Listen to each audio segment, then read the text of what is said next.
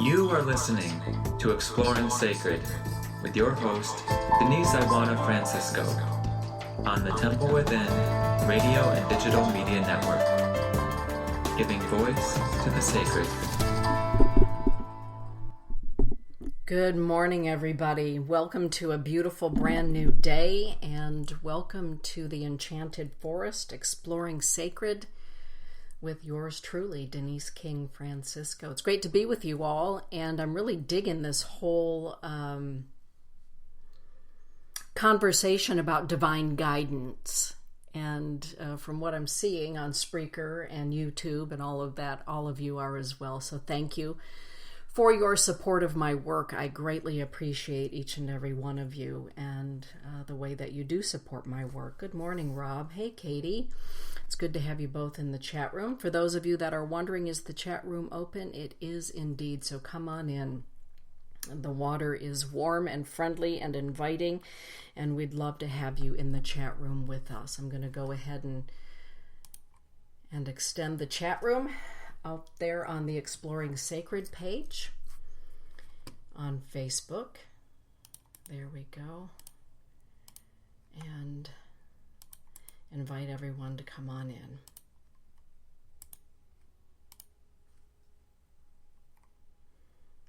Perfect. Okay. Divine guidance. Last time when we were all together, we talked a little bit about where it comes from. Where it comes from. And we talked about the sources of divine guidance from the voice of our own higher self or our own soul self to the creator of all things, the creation of all things, and our various guides and allies and those that we love who have crossed over. There are so many in the spirit realm always talking, always trying to get a message through. And oftentimes none of us really understands that until we have an experience of our own that provides opportunity for Spirit to show us, to have us experience the fact that divine guidance or the voice of Spirit is alive and well and attached to something on what we call the other side of the veil. And most often that happens when we have experienced someone that we love who has crossed over, who's walked on to the world of Spirit, or we find ourselves in our own crisis situation, our own troubles. And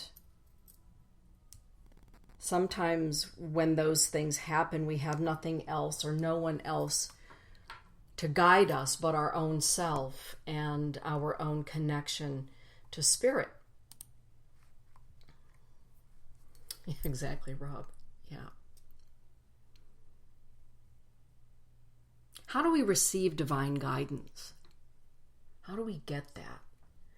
Well, every one of us, I believe, is wired to receive divine guidance.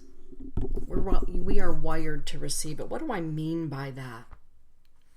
We really are kind of a bundle of esoteric or etheric nerves. Etheric energies are always interplaying in our physical world. We're always being influenced by energy. No different than in this moment, whatever moment this is for you, that you're listening to my voice, you're being influenced by my voice.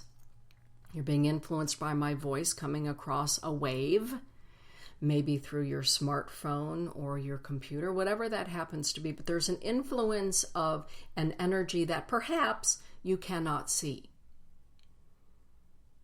And oftentimes we can forget that those same influences are happening at any given time. And perhaps there's not a voice that we can hear. And that doesn't mean that the voice is not present. It doesn't mean that the energy is not present. But there's no physical, tangible understanding that, oh my goodness, there's a voice coming through my computer.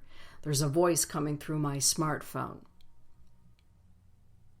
We receive, I believe anyway, divine guidance or the voice of the divine through our own extrasensory perceptions. Or for me, I tend to think of it as heightened senses. heightened sensitivity. Some people are just more sensitive than others. Some people are more sensitive physically. Some people are more sensitive psychically. And usually that goes together. Not always. I know that there are some people that are very steely or steeled people that are psychic, that are open to receiving divine guidance or inspiration or relationship with spirit. But typically, at least in my experience of things, those that are the most sensitive in the physical realm are also the most sensitive to the spiritual realm. Those of you that are of the sign Cancer, any of the water signs, I believe, tend to be a little more sensitive to spirit. And good morning, Jocelyn. It's great to have you here this morning. Thank you. Divine guidance reaches us typically when we are quiet, but not always. Sometimes we have to busy that monkey mind, don't we? We can be really busy and all of a sudden receive an inspiration. We can be really busy and all of a sudden have an aha moment, or be really busy and the miracle occurs. For me, good morning, Angie. Good morning. For me, in my 56 years on Grandmother Earth, spirit influences my thoughts, my feelings, the way that I physically feel, what I hear. And I don't know what it's like not to be able to see or to hear or any of those kind of things. I've never lived any other way. For those of you that are listening to me thinking, well, I have no clue what you're talking about this morning, Dana, because I've never seen or felt or heard. And I would say, I believe that you have, but perhaps you didn't pay attention to it. Maybe you didn't trust it. Maybe you poo-pooed it, or somebody that is close to you said, oh, that didn't really happen. That can't happen. So maybe your experience was negated. My experiences have never been negated. I was blessed to grow up within a household that never negated the person that I am. Maybe didn't always appreciate, what it is that I came here with, but it was never negated. For many people, it is negated. So perhaps today, here in the auspices of the thunder moon in July, right? Full moon in Capricorn, Mercury retrograde. Maybe this is a time to turn the page, as Bob Seger says or sings, and maybe begin to consider that you're not excluded from receiving divine guidance, that you're not excluded from walking with the divine. And what do I mean by the divine? For me, the divine simply means the realms of light and those that dwell in the realms of light. I don't tend to include the realms of shadow or malfeasance in my talks about divine guidance. For me, and this is just me, divine equals light. It equals love. It equals the voice of creation that comes from the octaves and the realms of light, of love. Sometimes those voices happen to us while we are dreaming. While we're sleeping, we can have amazing inspirations that come to us while we're sleeping. And that's because our physical body is not busy worrying about every other thing that we in our humanness worry about, just being human. Divine guidance comes to us in aha moments. It comes to us in divine inspirations. It comes to us through that song that continues to repetitively play on Pandora or the radio or any other such thing. Sometimes the song continues to play in our head. If we believe, I believe that everything in the universe is energy. Energy, here's the way that I always think about it. And yes, I try to keep things really, really simple. If spirit is an energy and it's looking for a place to pour itself into, I often think of sand as a sifter, sand as a filter. What about when it rains and the water hits the sand and the water filters through the sand? Here at the Enchanted Forest, we have very sandy soil, which is why we have our magnificent pine trees and cedar trees. And I always think to myself, yesterday we had a heck of a rain, which we needed. Thank you for that, Creator. And I think, isn't it marvelous the way that the water sifts through the sand and gets to where it needs to go? Well, that's the way I've always thought about divine guidance. Divine guidance to me is like that water, and if we are open to being a filter for it, open to being a sifter for it, I believe that our imagination is an amazing sifter and filter. The water of divine inspiration, messages, thoughts, etc., the voice, the visions, filters itself through our sands or our filter of imagination. Imagination plays into divine guidance and receiving it. Why is that?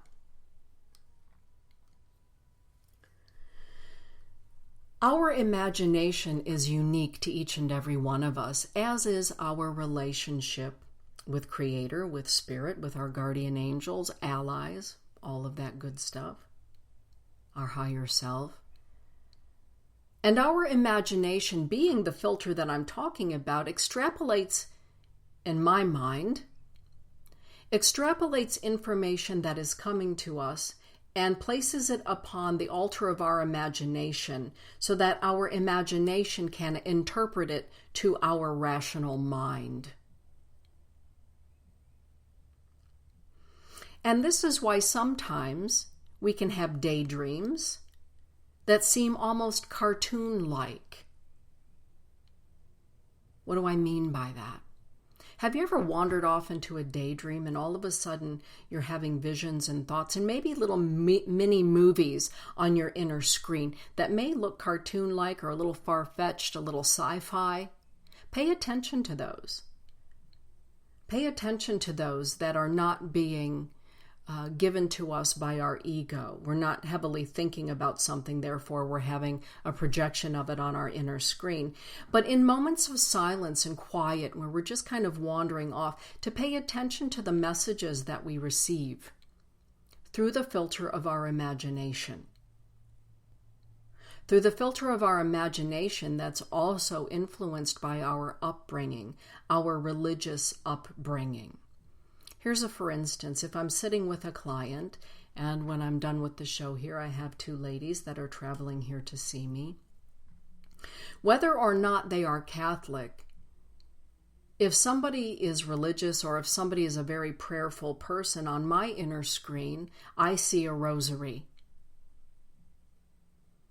If one or both of the women walks through my front door and immediately on the inner screen of my third eye, I see a rosary. It tends to be white and very pearlescent. I know that I am in the company of very prayerful women, not religious women necessarily, but prayerful women. That is the filter of my imagination, and that is the way I am being divinely guided to understand who it is that I am interacting with. Sometimes the divine guidance we receive not only comes through our imagination, so that we can understand the signs and symbols that are part of our own repertoire in life. If somebody were to walk through and they were a practicing Mason, I would see a Masonic symbol on my inner screen.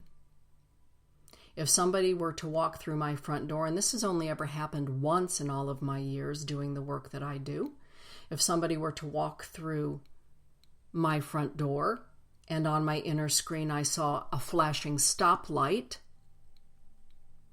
or a stop sign, big red stop sign, I would know to be very cautious, to stop, to pause for a moment. I may see a caution sign. That is my imagination as a filter for my guardian angels, most likely, to say, here's a bit about who you are standing with. Where does this information come from? Typically from somebody's aura. Aura readings are far more than beautiful colors on a photograph.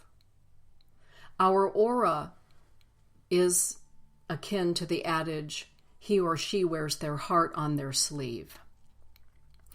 A whole lot of who we are is right there in our aura, and for those that can see, we are able to see through the filter of imagination. If somebody walks in and on my inner screen, I see the jewelry box that I used to own as a child. It was a gift. Remember, ladies, the jewelry boxes that when you opened them up, a ballerina would pop up and they would spin around to this dainty, delicate music? If I see that when somebody walks in, I know that most likely I am in the presence of a dancer. That's my imagination. Pay attention to those things when you are with somebody. Maybe you don't see it on your inner screen, but maybe you can feel it, or maybe you can hear that music.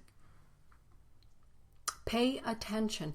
The difference between the seer and those that are, just getting through day to day is that the seer is awake and aware and pays attention.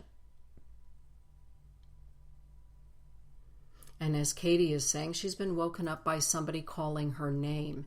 Absolutely. Sometimes the divine guidance that we receive is actually attached to a voice. Sometimes we hear that voice in our head, and sometimes we hear that voice outside of our head, loud and clear. How does that happen? It's all energy. And sometimes it pierces the veil of the physical and non-physical world. It goes right through there. To me, it's like a blast, a sonic blast that pierces what I call the etheric veil. It's all energy.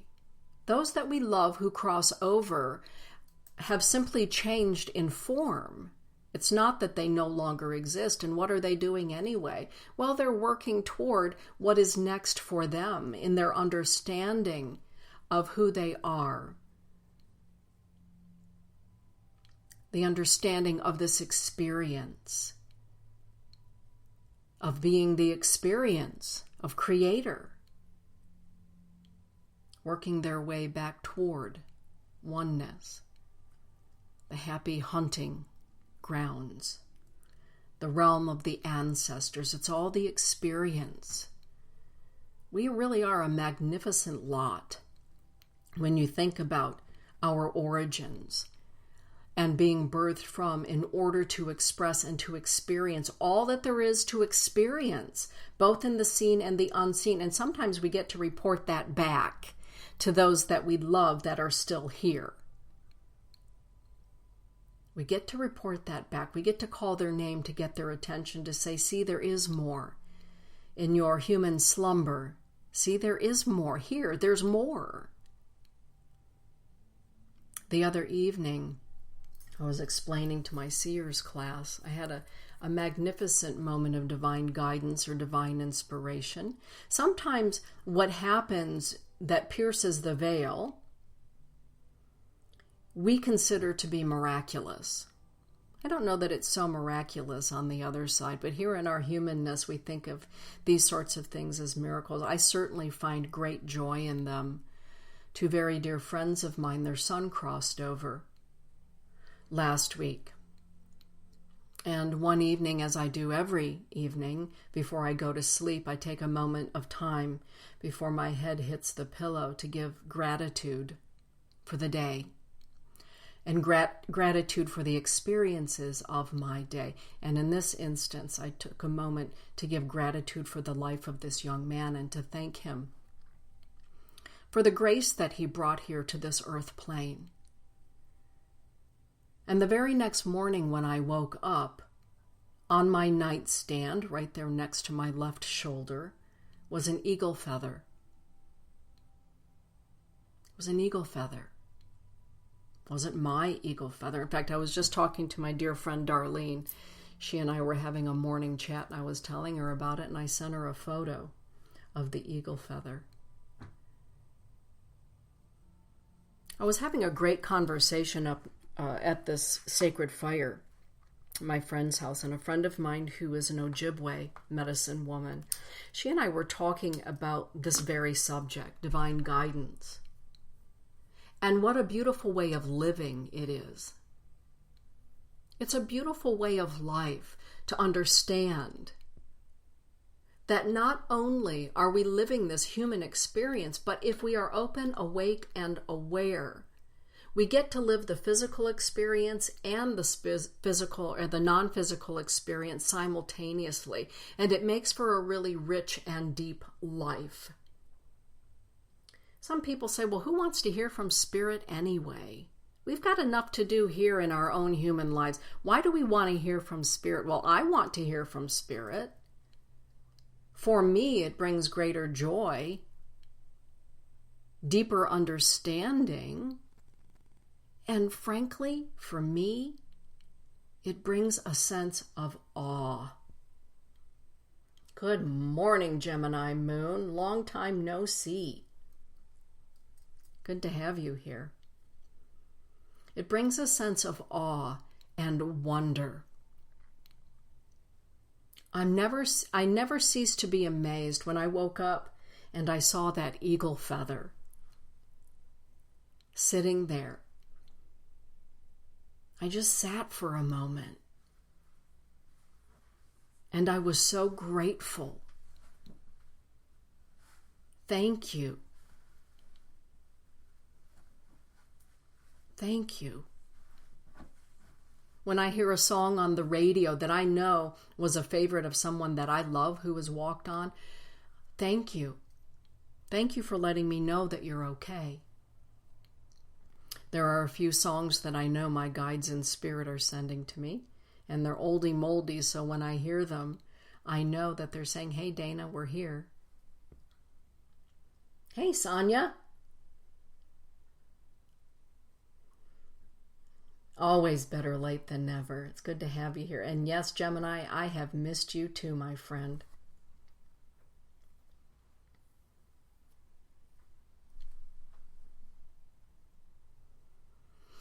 The voice of Spirit and the way that we receive it sometimes is in feelings. We just have a feeling about something. We have a feeling that maybe we need to pick up the phone, not just text somebody, but pick up the phone and call.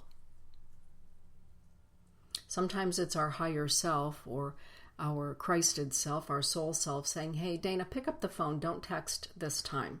Pick up the phone and call. Send a card. Do something. Reach out. I follow those moments of divine guidance. I've learned that I would rather do it and maybe overdo it than wish I would have followed the divine guidance that I was given. We receive it in feelings, we receive it in our dreams, we receive it in our visions, in a sense of knowing. And sometimes, as Katie said, we hear it right out loud. Dana. Gee, years ago, I was traveling down the East Beltline in Grand Rapids, minding my own business, driving a big old Buick at the time. And I heard my Aunt Mary Lou's voice. And she said to me, D, duck. I thought, duck? Well, as I was hearing her say duck, there was something even more supernatural going on, that I did duck. I leaned over into the passenger side of my car just as the tail end of a semi was coming through my driver's side window. And it hooked onto my window and it dragged me down the East Beltline until finally I was able to, by some sort of grace, my Buick broke free from the semi. The semi kept going and I ended up on the side of the road, kind of sort of in a ditch across from a real estate company. And some of the realtors came running out. Oh my God, we just saw what happened. Are you okay? We thought we were going to come here and find that your head had been taken off. And I said, well, it would have been taken off, except that I had a little help from my Aunt Mary Lou, who said, duck. That's sometimes how divine guidance is given to us. I heard her right out loud in front of God and everybody, right as they say. There it was. because sometimes it really has to get our attention. So as I was picking out all the glass and the shaved metal out of my hair and out of my clothing, it was quite a mess. Finally, the police were able to catch up with the man who,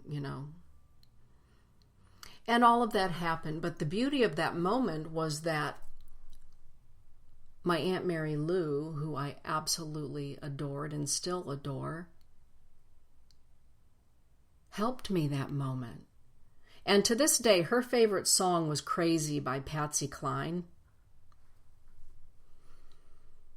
And every time I randomly hear Crazy by Patsy Cline, even the best of my friends know, oh, Aunt Lou is reaching out, saying hello. My kids know, oh, it's Aunt Lou. Crazy by Patsy Cline. My kids, their father, as you all know, my first husband passed away 3 years ago coming up. And one of his very favorite songs was The Wreck of the Edmund Fitzgerald.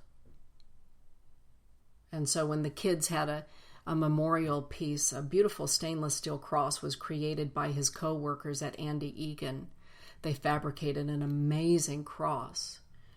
Written on the crossbar says, and the legend lives on.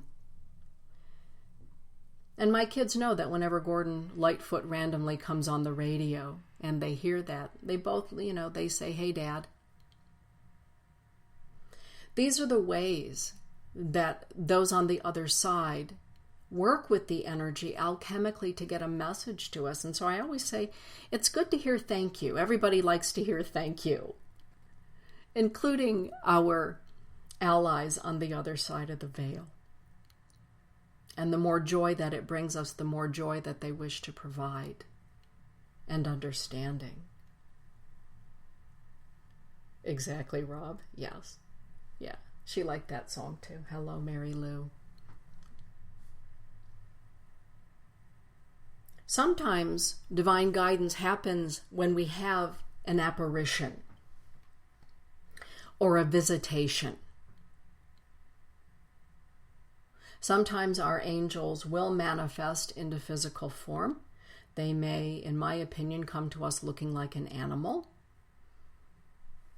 under the cloak of an animal's fur, right, or skin or feathers. Divine guidance comes to us in that form as well. I believe that sometimes our angels will appear to us in the form of an eagle, of a hummingbird. I do believe that. And sometimes it's just an eagle being an eagle, but if I see an eagle flying by, or in the morning, we have an eagle that lives here in the Enchanted Forest. And we have Hugin and Moonin, two amazing crows that live here in the forest. Those of you that have been in the forest, you've heard the eagle and you've heard Hugin and Moonin. Sometimes when I'm doing the show and the window is open, you can hear them, all three of them. When I hear Hugin and Moonin in the morning, chatting it up out there, they're quite loud. I listen for what's being said to me in between the lines. And I will ask questions. Hugin, Moonin, what are you trying to share with me today from Spirit? And I allow my imagination to interpret what it is that they are saying to me. And maybe it's just good morning, the forest is now awake. Or good morning, Dana, thank you for all of the food that you and Todd provide for everybody out here. Or maybe it's something deeper, and I take that into consideration as well. But I allow for my imagination to engage with Hugin and Moonin, because I know that they are more than two crows that are out in the pine forest. I know that they are also divine beings like every other being on terra firma. The pine trees that they live in, as far as I'm concerned, are divine beings. And what about when eagle flies overhead and it gives that great, big, magnificent sounding? Always I say thank you. And what is it that you'd like me to know? What is the teaching for today? What is the teaching for today, grandfather? And again, I allow my imagination and the filter of it to communicate with that eagle. And maybe it's a simple message that eagle is conveying that day. Maybe it's a reminder, like last week, today's the start of Sundance. Oh, yes, and my granddaughter, this is her 4th year. And she's the one bringing in the ceremonial pipe this year. Thank you for that reminder. How did I get that reminder? I saw it on my inner screen. Oh, that's right. Isabella is dancing for the 4th year this year. She's bringing in the sacred pipe today. So I stopped for a moment right there and made prayers for her.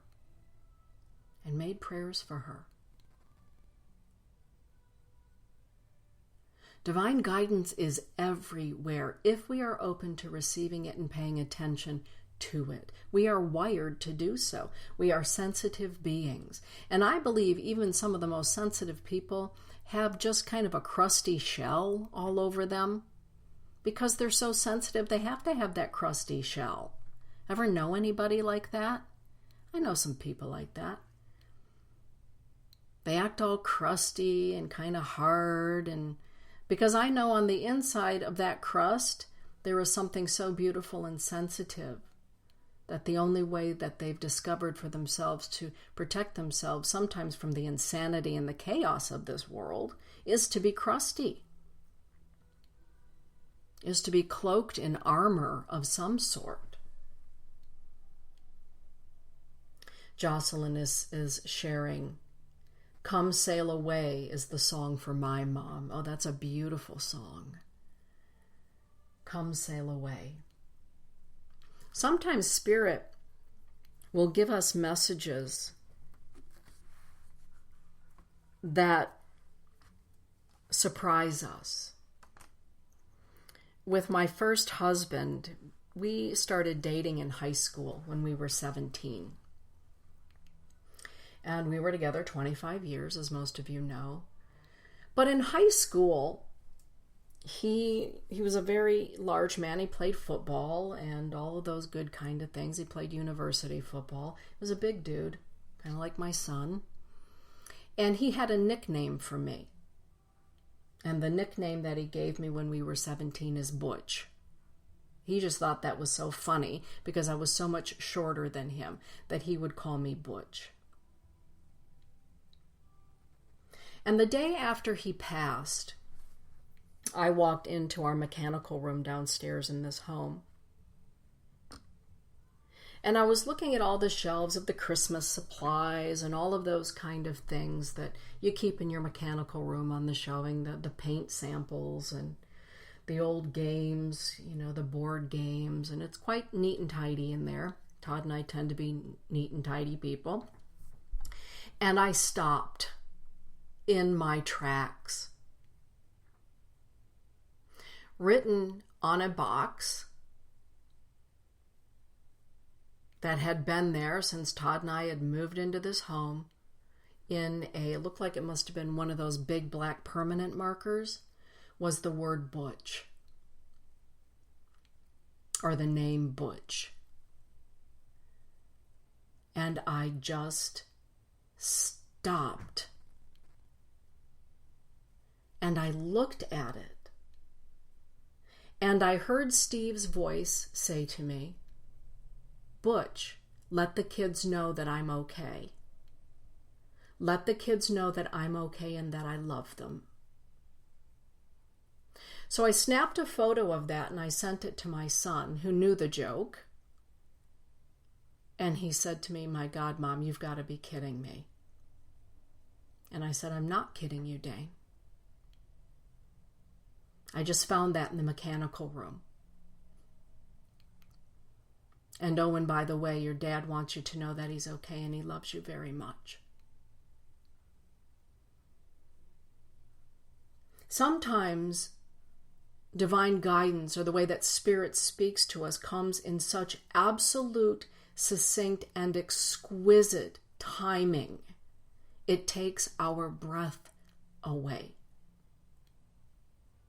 And sometimes it comes to us for us to share with those who are ready and in need of hearing it. No different than me sharing with this young man's parents the appearance of that eagle feather, and I will gift that eagle feather to them.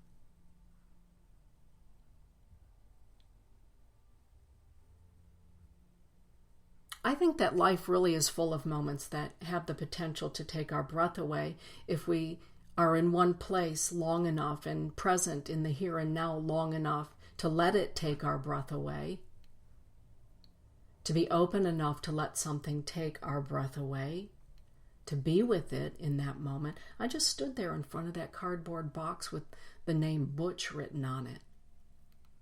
How does that even happen? How can that be? Last December, when I had a dream of a young man, and he said to me, "Hi, Dana, I'm your brother. I'm your brother. I hope that you don't mind that sometimes I come to visit you here in your home." And when I asked him, "You're my brother? How old were you when you passed?" And he said, "I was really little when I passed. I was really little when I passed, Dana." And I said, "Well, you're welcome to come visit me anytime. And as an adopted person, there are lots of surprises like that out there." Well, lo and behold, as you all know, and my biological family reached out through Ancestry.com and found me, claimed me. One of the very first things that I did was to visit the cemetery where my mother is buried in Alabama. And right next to her headstone is the headstone of my baby brother, who died on the day that he was born. And I heard that voice again, "See, Dana, here I am. Here I am. I'm with our mom."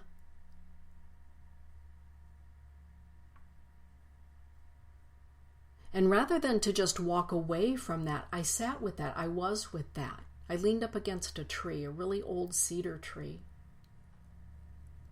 And I thought for that moment, you can't even make this shit up, number one. And number two, isn't life amazing? Because you can't make this up. At least I can't. And in that moment, I gave gratitude for the beauty of that moment.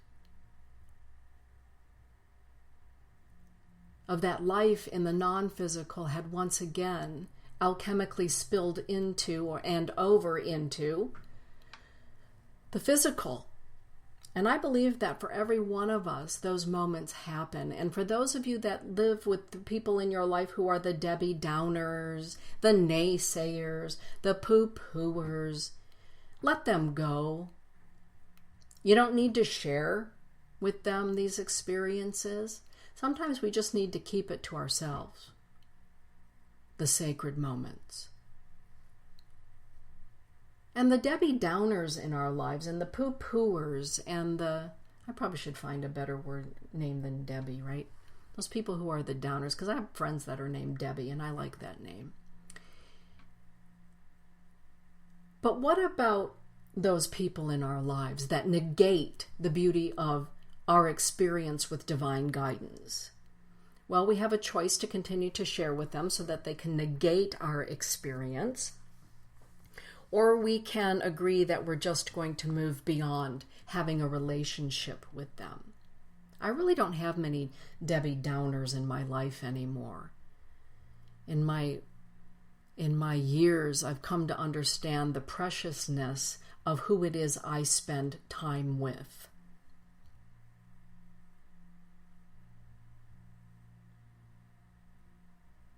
Katie is saying she shares with Nikki her experiences. Yes. Yes. Isn't that wonderful to have friends that you can share with? Spiritual family, right? We all have the family we're born into, but what about the spiritual community family that we get to have if we decide to have one? We get to share with those people. It doesn't mean because we receive an amazing moment in time, we have to share it with everybody. Not everybody is going to appreciate it. Not everybody's going to get it. Not everybody, frankly, wants to hear about it.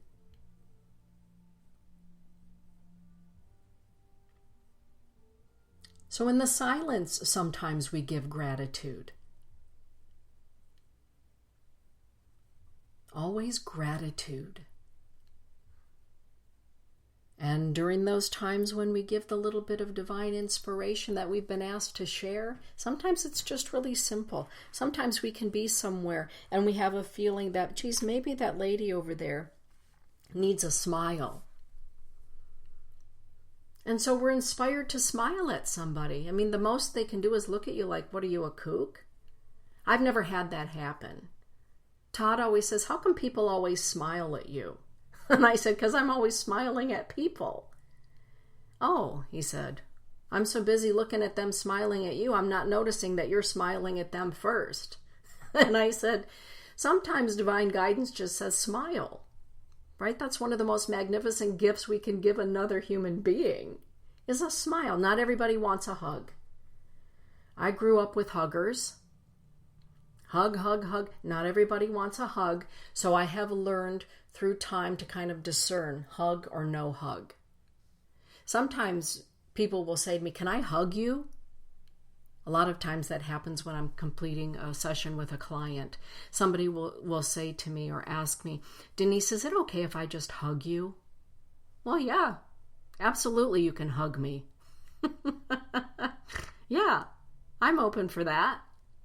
But I've learned that. And at the very least, we can smile. We can say thank you. Geez, even the other day sitting around that sacred fire,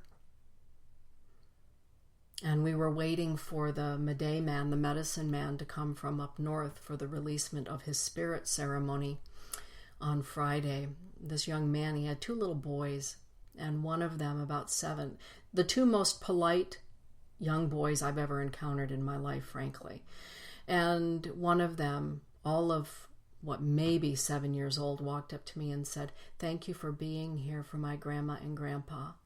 Thank you for being here for my mom, and thank you for being here for my dad. 7 years old, maybe 7 years old. And I said, well, you're very welcome. Thank you for being here for me. And he said, oh, you're very welcome. Would you like a bottle of water? It's really hot. Wow. Sometimes the divine guidance is to just go. In the last 3 weeks, I've buried 3 friends and the son of friends. And it's not that we have to be there and give divine guidance and be the voice, the oracle. No, sometimes we're just called to just be there. To be there. Because divine guidance and divine inspiration comes through our aura. It comes through the smile. It comes through the tears. It comes through the hugs. Because there isn't anything any of us can say to a parent who's lost a child. There are no words. But we can be, and we can be divine inspiration. We can allow for the inspiration to come through us in all of our actions, in what we do.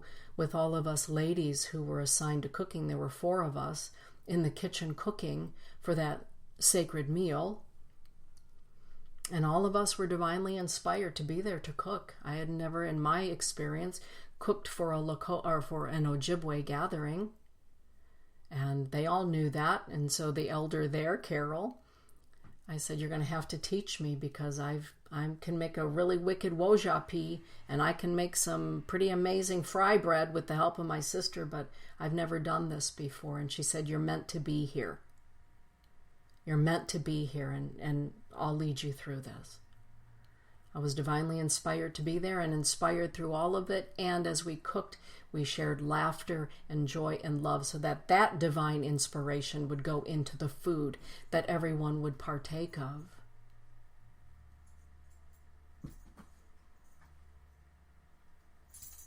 Sometimes the divine guidance comes through us. Divine inspiration comes through us in the most quiet of ways. Yeah. That's right, Rob. Smile like you don't know no damn better. That's right, just smile. Todd was so funny. How come everybody smiles at you? Because, Todd, I'm smiling at them. Oh, he said, I'm so busy looking at them smiling at you, I didn't notice you were smiling first. Oh, goodness. Isn't that something? Lordy. With that, everybody, thank you for divinely inspiring me. Thank you for being an inspiration and the voice of divine guidance out there in your world where you happen to be. Thank you for considering the possibility that you are part of the alchemy of miracles, of inspiration, of peace, of joy. Because you are. I believe that you are. I know that you are. With that, everyone, have a beautiful day. Get out there and shine as only you can shine. Blessings be, everyone.